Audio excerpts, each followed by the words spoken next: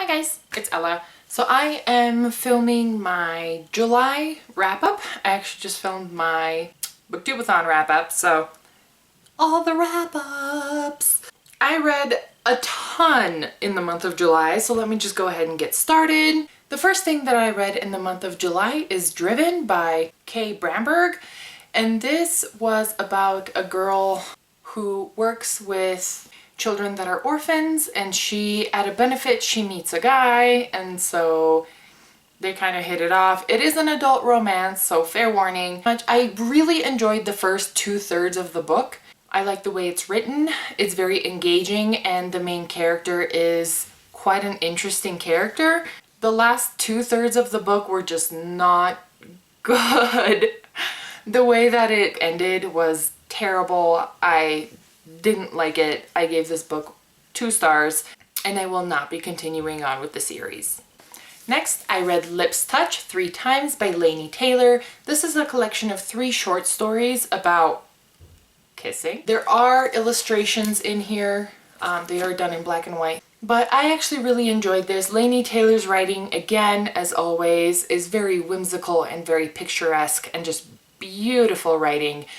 The stories, I'm not a huge fan of short stories to begin with, but definitely gave this book 4 stars just because of the writing and the creativity of the stories.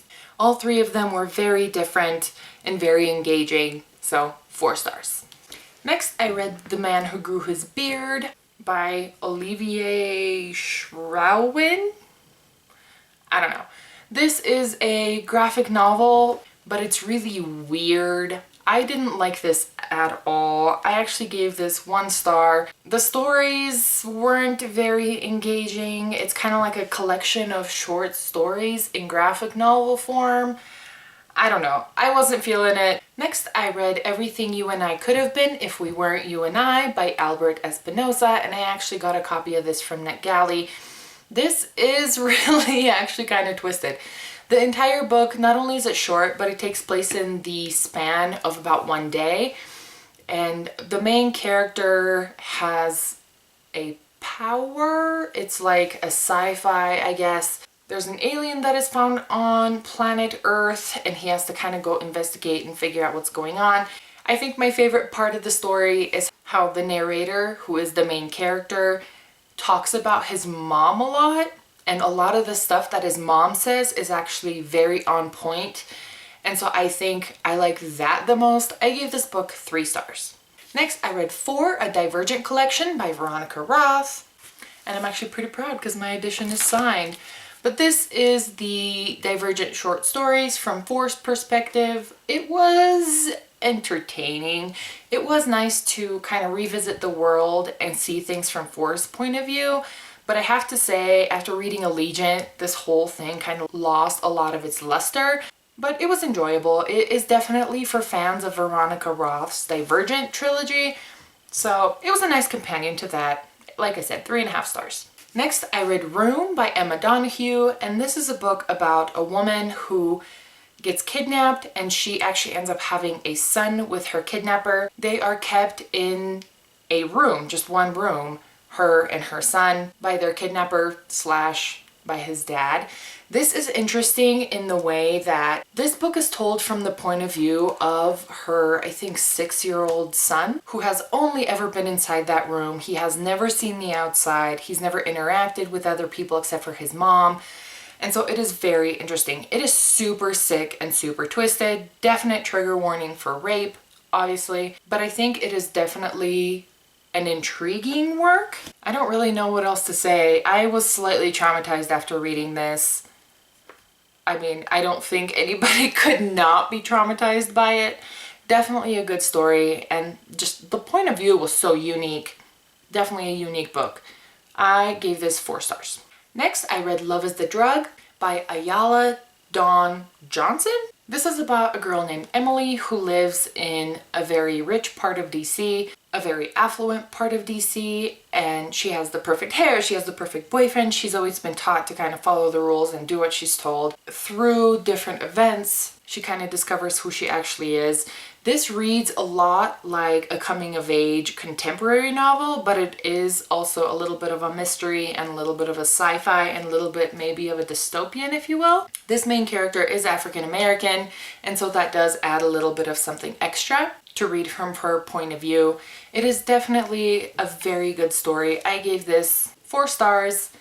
I would definitely recommend it. I'm actually not sure why more people haven't read it. Next, I read Ruins by Dan Wells. This is book 3 in the partial sequence. This wraps up the story of a world where an army was created to be like humans, except better, faster, stronger, smarter. And the partials turned on the human population because they wanted rights. This was actually really good. It wrapped up the story beautifully. While I wasn't a huge fan of the love triangle, I feel like it was definitely resolved really well in this final book. I give this book 4 stars. Definitely a good time. Definitely a great read. Strongly recommend. Next, I read Not My Father's Son by Alan Cummings. This is an arc that I got at BookCon in 2014 when I was there. This is actually quite a good arc just because it does include all of the pictures that are in the actual finished book. I actually really love this. The story that Alan Cummings tells, I expected this to be more hard-hitting. That's not to say that it wasn't, but I think it wasn't told in a way that made it seem like he was the victim. It was definitely a good story. I think I learned a lot just from Alan Cummings' kind of view on life and everything. So definitely an enjoyable read, 4 stars. Next, I read A Court of Thorns and Roses by Sarah J. Maas, and this was super underwhelming. This is a Beauty and the Beast retelling, sort of.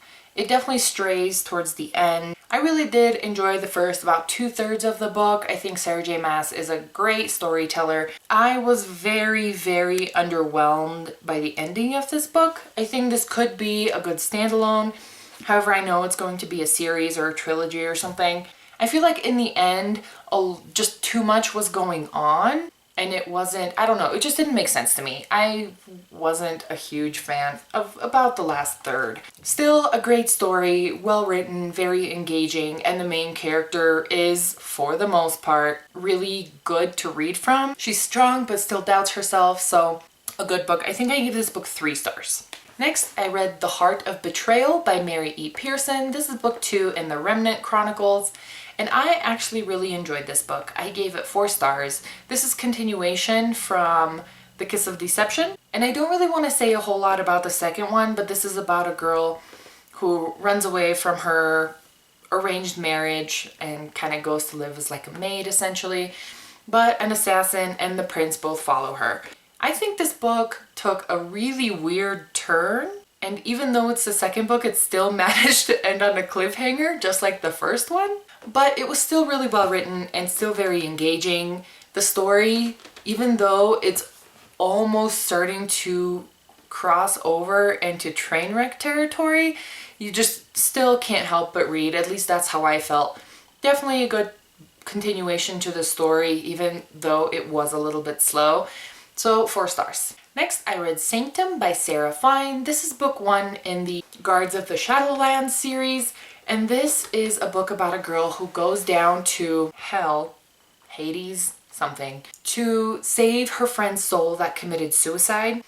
I didn't really know what to expect from this book, but it was definitely very interesting and very well written.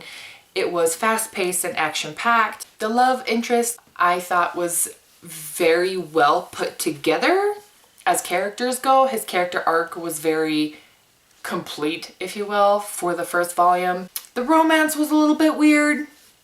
It was a little bit insta-lovey, but I still liked the story. I gave this 4 stars. Next, I read The Impossible Night of Memory by Laurie House Anderson, and this was about a girl whose dad has PTSD from the war, but also about some of the things that she's going through. And while the story was good, I felt like it was a little bit too weird. It was still definitely enjoyable. It was just really, really abstract. I do think most of Laurie House Anderson's books do try to kind of get a point across or a moral to the story, if you will. And this one definitely managed to do that very well. Oh, I gave this 4 stars. Next, I read The Wicked and the Divine, and this is a graphic novel about gods that come back to Earth every 100 years for 2 years. I think it was really hard to follow and really hard to get into. While the art style was really great, I feel like it didn't pull me in like other graphic novels have. Still, definitely a good graphic novel, just not something that I think I will continue with. It was also a little bit too graphic for me. I know, a graphic novel too graphic. Usually I love really bloody graphic novels, but I feel like this one was unnecessarily bloody and the drawings were a little bit confusing. So I don't think I will be continuing on with the series. I gave this volume 3 stars. Next, I read Middlesex by Jeffrey Eugenides, and this is the same author that wrote Divergent Suicides. This is a book about a guy who is a hermaphrodite, which means that he has both male and female parts. This is an excellent book. This book is really well written. It is very detailed. While in the process of being detailed, it actually becomes very, very dense. But the story is amazing, and I'm surprised more people haven't read it. I gave this book 5 stars. More people need to read it. Obviously, LGBTQIA+ book. Strongly recommend, go read it now. Next, I read The Scorched Trials by James Dashner. This is book 2 in the Maze Runner series. I actually didn't enjoy this one as much as I enjoyed The Maze Runner, but I still enjoyed it quite a bit, so I gave this book 3 stars.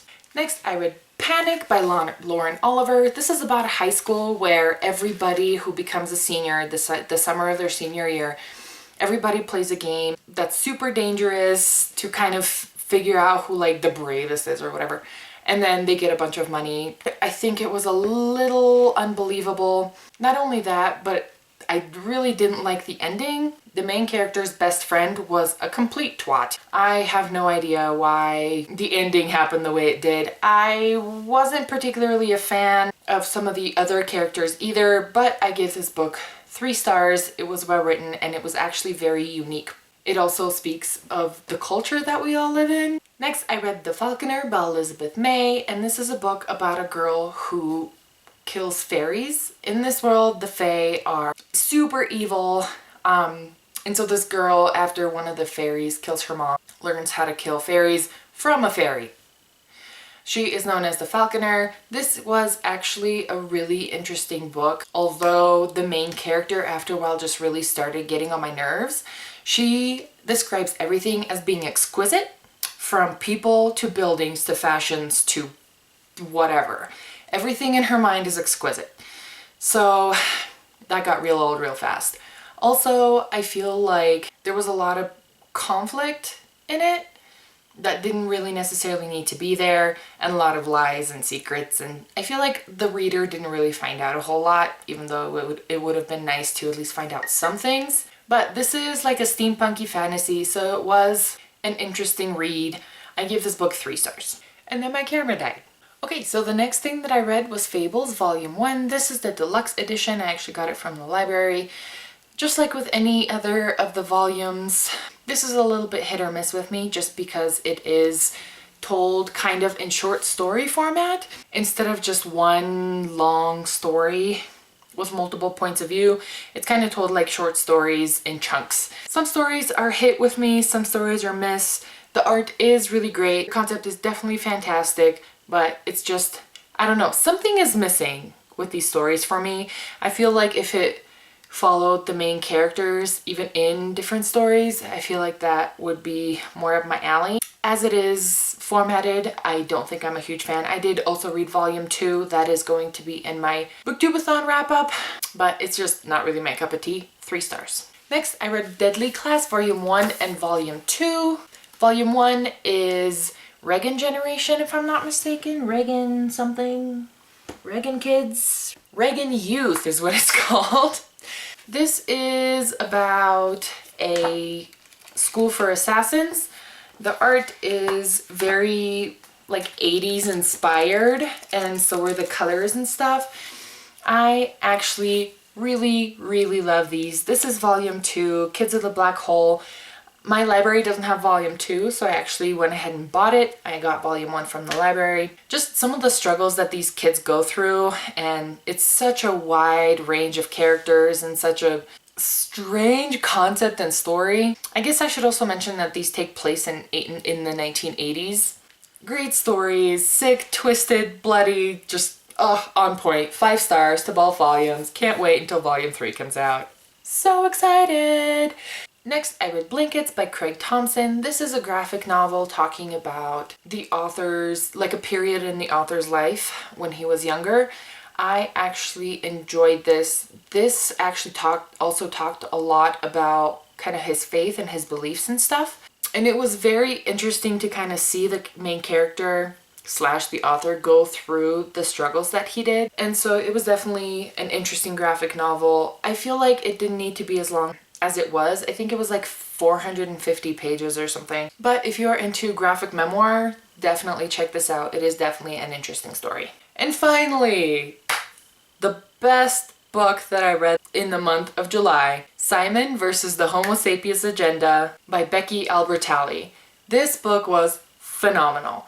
This is about a boy who is gay, who emails back and forth with one of his classmates, but he doesn't know who the said classmate is. He actually accidentally leaves his email up on one of the school computers as one of his other classmates finds it, and so his other classmate blackmails him with that information. It's such a great story, so heartwarming. There are gay characters in it. There is also a side character who is bi. Such a good story. I can't even describe it. I did do a full review. I'm pretty sure it's just gushing. So once that is posted, I will link it down below because it's not posted yet. But such a great story, so heartwarming. I feel like Simon has such a very strong, unique voice. And I completely didn't see it coming as to who Lou was that Simon is emailing with. Excellent story. Actually, after I was done with it, I went through and reread my favorite parts. Such a great book. Oh my goodness. So I definitely, obviously, strongly recommend this one. Phenomenal book, great writing, very engaging. And it's put together really well because you get a chapter of emails between Simon and Blue, and then a chapter of like Simon telling the story, and then chapter of emails, Simon's chapter. So, it's just so good! So that is my super long July wrap up. I hope you enjoyed it. Let me know if you have any questions about any of the books that I've read, or let me know if you've read them and you have different thoughts or the same thoughts, or you want to fangirl over Simon. All that stuff goes down below. I hope you have a great night, and I will see you soon. Bye. Of Veronica Ross. I don't know. I think... Oh no, my battery's dying. Okay, go quick.